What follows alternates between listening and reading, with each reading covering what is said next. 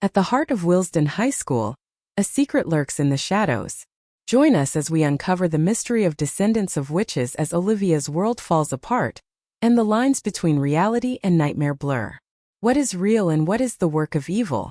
Let's find out. Here is Descendants of Witches episode 10. Thank you for your likes and subscriptions. Hope to see your comments in the comment section. 1. 23 Ronald, September 13, 1946. After school. When Jessica told Ronald during homeroom that she wanted to break up with him, Ronald wasn't surprised or mad at all. To be truthful, relief washed over him.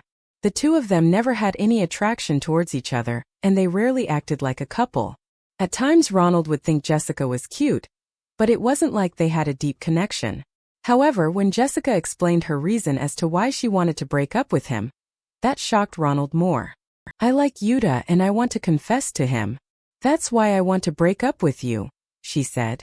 Yuta of all people. It's not that he was jealous of him. For all he cared, they could do whatever they wanted to do with each other. The reason why he was frustrated had little to do with Yuta stealing her ex-girlfriend's heart. It was the fact that anyone, even Jessica, would choose someone else before him. It pained him when he realized that he was not only second place next to Josh but also Yuta, of all people. Ronald sighed and buttoned his varsity jacket to hide his weakened heart. As he approached the library, he noticed Jimmy standing with his arms crossed and his back slumped against the door. "Hey Jimmy, where are the others?" Ronald asked, glancing around the empty corridors. Jimmy huffed, wondering the same thing. "Late," he mumbled, with a scowl plastered on his face. Ronald light-heartedly chuckled at Jimmy's bitterness. Never before seeing the dorky boy like this. "All right, Superman. We'll simply wait." The others finally arrived, and they were also in grouchy moods. Ronald glimpsed at Jessica and Yuta, wondering how her confession went. Surprisingly, they stood apart from each other, both wearing sullen expressions. Although they weren't the only ones with grim faces. Olivia arrived last, trailing far away from Josh, Jessica, and Barbara. Ronald raised an eyebrow, wondering what happened to all of them. Just yesterday they were all cooperating like a team, even if they were just playing basketball. For a couple of hours, it seemed that they were getting somewhere with not only their paranormal activity investigation but also their friendships. As they walked into the library, Jimmy began giving them orders, but no one was listening. Ronald gazed around the Willesden Library, never before stepping foot in this place. He was too busy with football after all. Dust collected everywhere as far as he could see, and spider webs wove loosely around books, dirted shelves and stands. Overhead, busted lamps hung from the cracked ceiling that was embedded with braided wires. The ground was littered with dirt, books, and torn paper, which caused Ronald to wonder why the librarian never cleaned it up. The crevices in the wall allowed small slivers of light to spill inside since the windows were tinted with gray. Dust floated lazily around them, causing them to have a difficult time breathing, and every step put more of it into the air. The faint chirps of birds outside, the scurrying feet of introverted students, and the rustling of papers were all that could be heard. "Do y'all understand?" Jimmy loudly asked, which snapped Ronald out of his trance. The group of teenagers exchanged uncomfortable glances with each other. Neither of them has heard a word Jimmy said. Jimmy noticed and slapped his palm over his forehead, groaning with disappointment. "Search the entire library for anything remotely related to Willesden. Any piece of information will be of use, no matter how insignificant it may seem. I recommend searching through the history and nonfiction sections first," Jimmy repeated, eyeing each one of them. Josh scoffed. "No, I'd rather check the porno section," he sarcastically mocked. Jimmy widened his hazel eyes, clearly disturbed by Josh's vulgar comment. "Wait, does this mean we have to, actually read books?" Olivia asked, raising an eyebrow. Jimmy rolled his eyes and nodded, which Olivia responded to with a disgusted look. "Got it?" Jimmy questioned, and the unenthusiastic group grouchily nodded their heads in response. As the group parted ways to search for some clues, Ronald felt a tap on his shoulder. He spun around and saw that it was Josh. His green eyes were wide with guilt and his tousled auburn hair was swept off his forehead, as if he purposely wanted to look Ronald straight in the eye. Ronald immediately rolled his eyes and stalked towards Yuta. "Wait, Ronald!" Josh exclaimed, but Ronald ignored him. He was not in the mood for Josh's taunting. "Yuta," Ronald called, slapping the boy's scrawny back. Yuta jumped up with surprise, and the gray book in his hand almost slipped. "Where's Carter? Is he feeling better?" he asked, leaning against the dusty beige bookcase. From the corner of his eyes, he could see Josh approaching them, so he swiftly grabbed Yuta's arm and roughly pulled him to the side. "Ow, Ronald, why are we walking this way?" Yuta questioned, clearly struggling against Ronald's strong grip. His oversized black sweater pulled up with him and then bounced back into place when Ronald let go. Carter is still in the nurse's office," Yuta answered, rubbing his aching arm. Ronald nodded, ignoring the disdainful glance Yuta threw him. "He's going to be pissed when he finds out we had an after-school meeting without him," Ronald pointed out as he stuffed his hands in his denim pockets. "Anyways, Jessica dumped me," he suddenly said. Yuta's eyebrows arched up as his eyes widened. "Oh, I'm sorry to hear that," he said. Ronald wasn't sure whether he was genuinely sorry or not. It would depend on whether he and Jessica are dating now. Ronald shrugged, with a nonchalant expression on his face. "It's not a big deal. I only started dating her to get closer to Olivia, but I heard they're not friends anymore." Ronald quickly glanced back, and to his surprise, Josh was standing behind him, patiently waiting for him. It caused him to jump a little, as Josh's intense stare reminded Ronald of the ghost he met the other day. Ronald audibly groaned and rolled his eyes before turning back to Yuta, wondering why Josh hasn't got his message yet. "Jessica said she wanted to break up with me because she carries a torch for you. So did she confess to you?" Yuta bit his lip and nodded timidly. Yeah," he muttered, looking down at his feet. "Did you say yes?" Ronald asked, realizing he had to further tug at Yuta for a solid answer. "No," Yuta honestly replied, giving Ronald an uneasy look. Ronald widened his eyes, not expecting that. "What?" "You know, she dumped me for you. She fancies you quite a lot, Yuta. Even I knew. How could you defrost her like that?" There was no guilt in his eyes, which made Ronald feel strangely angry. Everyone seemed to take their first-place honors for granted. Yuta bit his lip, aware of how terrible he sounded. "I'm just not interested in her like that," he said, shrugging. Ronald boisterously laughed in disbelief, his arms crossed around his puffed chest. "Not interested? In Jessica? Hey, less talking and more reading," Jimmy shouted from across the room, looking directly at Ronald and Yuta. Ronald exchanged a knowing glance with Yuta and they parted ways, not wanting to anger Carter 2.0. Josh swiftly trailed after Ronald as he walked through the aisles. "Ronald, listen to me for a second, I need to tell you something." "Important," Josh pleaded, but Ronald simply sped past him. "I don't want to hear it," he said, grabbing a random book from the shelf and walking faster. Ronald knew Josh was lying when he said he needed to tell him something important. It was typical of cunning men like him trying to manipulate him. Ronald rapidly flipped through the yellowed pages of the book as Josh caught up to him. "Please," Josh panted, placing a hand on Ronald's shoulder. Without hesitation, Ronald violently swatted Josh's hands and walked forward, with more spring to his steps. "I'm serious, Ronald. Just 1 second. Why would I listen to someone who beat the shit out of me the other day?" Ronald snapped, looking ahead as he continued to walk away from Josh. "Come on, man," Josh groaned, slumping his shoulders. Ronald halted in his tracks and glanced back for a second.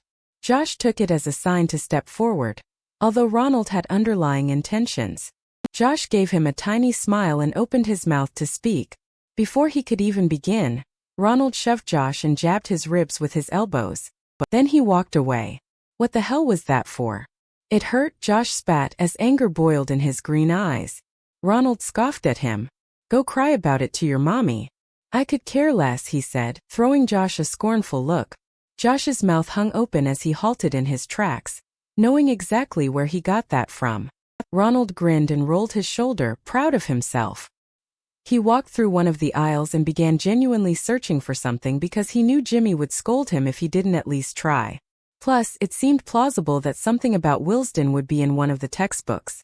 As Ronald sifted through the dusty books, Jessica whizzed past him, a pile of books clutched in her hands. "Oh, Jess, I heard Yuta shot you down in flame," he said, not intending for it to come out as taunting as it did. Ronald's lips parted as a silent gasp escaped his mouth. "I didn't mean." Jessica gave him a dark glare and chucked her heavy books at him, without hesitation. The sound of the hard books slapping against Ronald perked everyone's attention in the silent library. "No need to remind me," Jessica furiously yelled. "Hey, respect the books," Jimmy suddenly shouted from the other side of the bookcase. His head popped out from between the books, which surprised Ronald. Ronald rolled his eyes at Jimmy and walked to a different section. He felt pity for Jessica and regretted talking to her in the first place, but it's not like her life was going to end. He rubbed his reddened arms that took most of the impact from the books and scoured through the next aisle of books. As he searched through the gritty bookcases, someone suddenly slammed a book against the ground. Ronald jumped up with surprise and peered down. "Olivia?" Ronald questioned, crouching as curiosity got the better of him. Olivia was slumped against the bookcase with a frustrated expression, and a pile of books sat in her lap. Olivia turned to look at Ronald, tucking a strand of hair behind her ears. Ronald wasn't sure if the general population would say she was conventionally beautiful, but to him she was. Her large liquid brown eyes held such allure and serenity that he was easily held prisoner by them. Her cheekbones weren't high and her nose was too flat to be perfect, but there was undeniable symmetry to her features, and perhaps that's what captivated Ronald. Her fluid dark hair gently cascaded over her shoulder bones like the flames of the sun, kissing her soft tanned skin. And if she was the sun, Ronald found comfort in knowing that he got to be in her orbit, even if only for a little while. "I hate this. Firstly, people are going to see me as a book beater now. Secondly, is there really going to be any information on the thing in a book?" She rambled, clutching a black book that was torn at the edges. She slammed it against the floor and Ronald chuckled. "Olivia, remember, we're searching for information on the school," Ronald said, plopping down on the dusty ground beside her. "And don't throw the books so carelessly. Mrs. Briggs is watching us," Ronald added, pointing towards Mrs. Briggs. She sat at the librarian desk, scornfully peering through her rectangle-rimmed eyes at the 7 students. Ronald could understand why. Seeing a couple of jocks and popular girls inside a library were quite a rare sight. Olivia sighed, rubbing the temples of her forehead. "Whatever. I honestly don't care about this whole thing anymore. Sometimes it feels like we're getting closer, but then something happens, or even worse, nothing happens. Then we're back to square one," Olivia hopelessly said, drumming her fingers against the black book. Ronald nodded with agreement. "You're right, Olivia," he said, picking up a dusty green book from the stack in front of them. "But we should still at least try. I don't want to go through the rest of my life experiencing the thing. I have dreams, you know." Olivia looked up and nodded, her lips curving up into a tiny smile. "Yeah, me too," she softly whispered. Heat rose to Ronald's cheeks, as it has been a while since he's seen Olivia smile. Although it was timid, it equaled the rays of the sun without a doubt. As they sifted through a couple of pages, briefly scanning the books, a question popped into Ronald's head. "What exactly happened between you and Jessica? If you don't mind talking about it," Ronald asked, looking at Olivia with concerned eyes. Olivia bit her lip and looked up from her book. "We're not friends anymore," Olivia mumbled, sighing. Her brown eyes looked tired and her face was makeup-free, as Ronald noted upon closer inspection. Ronald had never seen Olivia this sad before. She was usually upbeat and talking all the time, but for the past few days that was simply not the case. "Oh," was all Ronald could think of to say. He quickly realized that he probably should say something a little more helpful. "Well, don't get too hung up on it. Friends come and go," Ronald assured, giving Olivia a compassionate smile. Olivia shot him a puzzled look. "What do you mean?" she asked, truly not understanding. Ronald paused for a moment, wanting to word his next sentence correctly. "Well," he started, picking up the black book that was lying between them. "Sometimes childhood friends should remain childhood friends," he continued, flipping the book open to a random page. "We all grow up. Some people are." He gasped when his eyes randomly landed on a paragraph within the grubby book. He scanned the words repeatedly, to make sure what he was reading was truly there. His palms turned sweaty as his heart thumped loudly and adrenaline pumped through his veins. "I found something." "Ronald, you were saying something?" Olivia asked, peering at the book that caught Ronald's attention. Ronald pointed at the paragraph his eyes were on, his fingers shaking with excitement. The ragged book was splayed in his lap, and Ronald handled it carefully, not wanting to wreck it. It took a couple of minutes for Olivia to fully understand and digest the words written on the page, but when she did, she gasped. Ronald, she exclaimed, looking at him with wide eyes. We have to show them. He immediately nodded, and together they stood up. They rushed towards the middle of the tiny library, and Ronald placed the book on the round table. Hey, we found something! Ronald yelled as a sudden wave of excitement ran through him. The others were scattered around the room, but the library was compact so they could hear Ronald's urgent announcement. Jimmy hastily ran towards the table, tripping over a book, as the others followed behind him. What? What is it? Jimmy exclaimed desperately, pulling out a chair. The swift movements of everyone disrupted the peaceful library, and Mrs. Briggs was growing angry by the second. Quiet, she scolded, screaming louder than the students. If I hear one more yell from you students, I will send you to the principal's office, she threatened, wagging her bony finger. Sorry, Mrs. Briggs, Yuta said, a guilty expression on his face. From beside Ronald, Olivia rolled her eyes, displaying everyone's exact emotion towards their cruel teacher. As soon as everyone was seated around the wooden table, they bombarded Ronald and Olivia with urgent looks. Tell us now, Jimmy said in a moderately loud voice. Ronald nodded and opened the book. Before he could place it down on the table for them all to see, the library doors suddenly burst open. The students looked up with confusion and saw that it was Carter who entered. A neck brace was clipped around his neck and crutches were in his hands as he grumpily stared at the group. What the hell? You guys had a meeting without me, the cloudy-haired boy shouted, limping towards the table. Ronald bit his lip to stop from laughing at Carter's silly appearance, but Mrs. Briggs wasn't so pleased. Quiet. This is your last warning, she roared, her rectangle glasses glaring at the kids. They exchanged wide-eyed looks and leaned forward to fill Carter in on the details. Ronald and I found something that could be useful, Olivia explained, pointing to the black book in Ronald's grip. Carter nodded and urged Ronald to show them.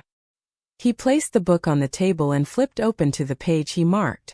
The book's spine croaked, and he believed that if he pressed too hard it would crumble in his hands, like a decaying flower. The edges of the black cover were frayed, causing the bristles to pinch at his skin. The cover itself was unremarkable, as it was an ominous black color with the title printed in a darker shade. Inside, the creased pages were thinner than air and yellowed with age, as if it had gone through centuries of current. The stories inside were unbeknownst to them, but it seemed as though the words were for one soul since the ink was written so deeply within the pages. It was no ghost nor voice from the beyond, yet it haunted them in other ways. Ronald pointed at the paragraph that caught his eyes and handed it to Barbara, who offered to read it aloud. In the year 1446, the School of Willesden was built. It replaced a church that was previously known for satanic activities to occur. Barbara read aloud from the book. She paused for a second so the group could look up and digest the information. Right away they found intriguing similarities. There's more. These satanic activities were thought to be produced by witches, as at that time it was popular to consider women who practiced medicine as witches. These early accounts of witchcraft would later result in witch executions, leading up to the Salem witch trials. It is thought that the origin of the first witch trials of the 15th century took place at the church Willesden High School was built upon. There was an explosion in their brains, the good sort, the type that carries more possibilities than one could be conscious of, causing the once grim group to suddenly light up again. The thrill of finally finding answers to some of their questions was exciting, and the giddy teenagers couldn't keep it in any longer. It seems their team strategy truly did work, and Ronald blissfully wondered what more they could do if they simply took leadership. Everyone started talking at once while Carter huffed in disbelief. The Salem witch trials are a load of crap. It's just old men killing innocent women. Witches aren't even real, he remarked, rolling his eyes. Jimmy nodded. True. But this information is useful, he pointed out excitedly. We finally have something of import. Willesden was built on a church. And apparently this church had satanic activities going on. How ironic. He spoke fast as if he wanted to relay as much information as possible. Ronald widened his eyes. That sounds eerily similar to the paranormal activity we're experiencing. Since we are seeing demons, shadows, and ghosts too. It wasn't difficult to believe the truth of the text because of what they experienced. Ronald knew that if a random student had picked up the book, they would scoff with disbelief. Jessica nodded eagerly. So this confirms the fact that paranormal activity has been occurring at Willesden since the 15th century, or maybe even further back at the church. She paused for a moment, fully digesting her words. Wow, this school is old, she remarked. Yuta let out a quick gasp. The text says the activities were produced by witches. Does this mean a witch could be the one who marked you? Oh my gosh, if it's a witch, then it has to be Mrs. Briggs, Olivia said, nodding towards their teacher who sat at the librarian desk. Everyone turned to look at Mrs. Briggs, who was writing on parchment paper, side-eyeing the group suspiciously. She's like centuries years old, I swear. Carter shook his head. Witches aren't real. He hissed at their stupidity. How can you instantly believe this? Where's the actual evidence that paranormal activity occurred at the church? Josh rolled his eyes. This is the only lead we've got, Casper. And be careful not to move your head too much. Your neck might break, he teased Carter's outlandish appearance. Carter gritted his teeth but decided not to fire back. Their new findings were a lot more interesting than Josh's side remarks. What's the title of that book anyway? Jessica wondered. Jimmy turned to the front cover and read the words that were imprinted on the black book. Pars de Malleus Maleficarum. Huh. I think that's Old Latin, he read aloud, tracing his fingers around the worn-out text. Maybe there's more information somewhere else in the book. Yuta earnestly pointed out. Jimmy nodded and flipped through the pages. Ronald winced at the rough way he handled the book but clenched his jaw shut. By the way, I think we're going to need another book on the history of the witch trials. Perhaps it'll help us understand this better. If paranormal activity is possible, then I'm sure at least one which exists in this world, Jimmy said, twitching his nose as theories flooded his brain. Barbara stood up. I'll search for one, she offered. After long minutes of scouring through the library, with help from Jessica, they finally found something. Ronald could tell by the gleeful shout that escaped the girls. They returned to the table, and Barbara excitedly waved a purple book in the air. Found something. Although I'm not sure if it'll tell us everything, she said, handing the book to Jimmy. Jessica clapped her hands and high-fived Barbara with joy.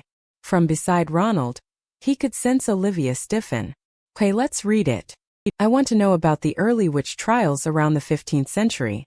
Perhaps there will be a mention of Willesden or the church, Jimmy said, scanning each crinkled page of the smaller book carefully.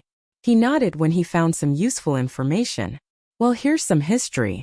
Throughout the medieval era, mainstream Christian doctrine had denied the existence of witches and witchcraft, condemning it as pagan superstition. However, a couple of years later, new superstitious beliefs regarding witchcraft caused certain Christian theologians to panic. They created a new doctrinal position stating that a person could obtain real supernatural power through a collaboration with the devil. Do you guys actually believe they were witches? Carter asked, scratching his head. His bandaged hands were placed on the table, and his crutches leaned against it beside him. Ronald wondered what exactly happened to Carter yesterday.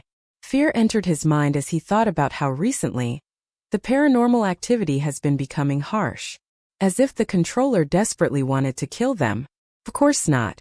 At least not now. But back then, I suppose since the church began believing it, that's what caused all the witch trials, Olivia pointed out. Everyone turned to stare at her like they didn't expect her to be this smart. Come on. It's not that hard to connect the dots, Olivia huffed, placing her hands on her hips. Jimmy nodded. Olivia is right. It says here that, afterwards, hunting for witches became a common practice. The targets were usually women, especially those who practiced medicine because it was thought that they would conjure something to kill their patients. Evidence that would be used against them during these trials would be natural moles on their skin, claiming that they were the devil's mark. These witches would be hung, executed, and tortured. The witch trials lasted through the 15th century to the 18th, and in some parts of the world to this day witch hunting is still sporadically practiced. Jessica parted her lips in surprise at the shocking information. These accusations were false, right? Because of course witches are not real. Ronald nodded with agreement. Yes, but how else would it explain the activities that occurred in that church? From that book, it says that witches were created through a collaboration with the devil. What's stopping a couple of witches to produce paranormal activity at a church? Like Jimmy said, if what we're going through is possible, then so can supernatural powers. Is there anything else in that first book? Yuta asked, pointing to the black book that lay beside Jimmy. He had asked Jimmy before, but they were so caught up with witches that they forgot to thoroughly search the first book. Ronald raised his eyebrows as he couldn't shake off the feeling that perhaps Yuta wanted to redirect the conversation somewhere else. Jimmy flipped back to the black book. Unfortunately, no. It's just a lot of useless information about how the school was built and its founders, he said, shrugging. Although it wasn't extremely disheartening, since what they found today made up for 1.5 weeks of unclarity. Yuta furrowed his eyebrows deep in thought. Who are the founders? He asked curiously. These are some pretty wild medieval names, so prepare yourself, Jimmy said, tracing his fingers around the words. Sir Petur Iohan VI, Sir Aymeriget Tuyen, Count Terowan Rodolphus, Cardinal Witchid IX, and— Oh my, Jimmy suddenly gasped, his eyes wide and his mouth hanging open. What? They all asked at once, eager for information. The group leaned forward, trying to catch a glimpse at what caused Jimmy's jaw to drop. Sir William Stevenson too, Jimmy muttered, looking up at the group. He turned the book around and showed them the text. Everyone gasped with surprise and grabbed the book. Huh. Ronald knitted his brows as they all recognized the name. Mr. Stevenson's great-great-great-great-great-grandfather is one of the founders of Willesden. What a coincidence that he teaches here, he pointed out. That's so cool. Josh said, laughing as he pointed at the scratchy drawing beside his name. The drawing wasn't detailed, and it looked as if a toddler had drawn it. Josh passed the book to the next person, with a grin spread across his face. We should tell him. They all let out a chuckle in agreement, as the tensions in their muscles slowly decreased. Even on paper, Mr. Stevenson had a way to make them laugh. When it was Ronald's turn to grab the book, he examined the pages deeply, searching for any other useful information. It would be terrible if they missed something important.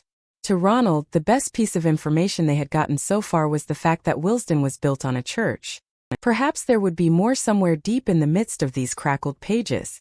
He flipped to the back of the book, hoping there was something of interest there. Ronald suddenly gasped with surprise at what he saw. This surprise wasn't the excited one he had before with the text. It was a surprise full of shock and fear. His hands suddenly began trembling and shifted his gaze towards the group. So what do y'all make of this information? In my opinion, it solidifies the fact that someone is controlling the thing. It just so happens to be at this school because of the church. Perhaps a witch is among us, disguised, Jimmy theorized, giving Yuta a suspicious eye. Yuta noticed and groaned. That's just crazy. I'm not a witch. Witches are women, and I'm clearly a man, he scoffed defensively. Are you sure? You never know these days, Josh sardonically commented, peering down at Yuta's black pants to emphasize his joke. Yuta shoved Josh playfully but didn't forget to shoot him a disgusted look. Folks. Ronald choked, his eyes wide as beads of sweat rolled down his face. He gripped the black book tightly, wanting to let go for fear of it being cursed, but he forced himself to continue clutching it. Who knows what would happen if it went into the wrong hands? Carter sighed and placed his bandaged arms on his hips. I wonder why the witches would want to make the paranormal activity happen at the church, he wondered out loud. I mean, it's not that far-fetched if they have a vendetta against Christians since they were believed to have retrieved their powers from the devil. So you believe it? That this is all a couple of witches doing? Olivia confirmed with the group. You do realize it's never explicitly said that this is paranormal activity. We're just jumping to conclusions. Hey, Ronald snapped, his chest heaving. Everyone turned to look at him, wondering why he was yelling.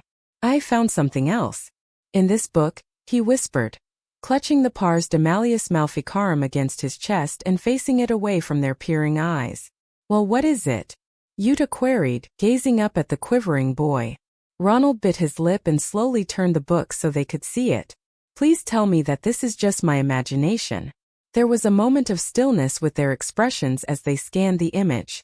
Then their eyes shot open and they all gasped in unison. No. It's not your imagination, Josh whispered. Ronald tensed against the shaking of his limbs at that comment. He attempted to suppress the stillness for a few moments, but he knew he couldn't. Despite that, he needed to drink in the silence to counteract the fear that threatened to engulf him and his friends. What they had seen in the book would inevitably scar the kids for life. if they even lived past this.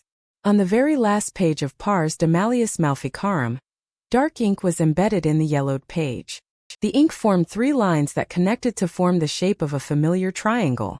A harsh line shot through the middle, with dots of ink splattered around it. Below the triangle, numbers were scrawled in shaky handwriting that formed an unfamiliar date. 9/3/1246.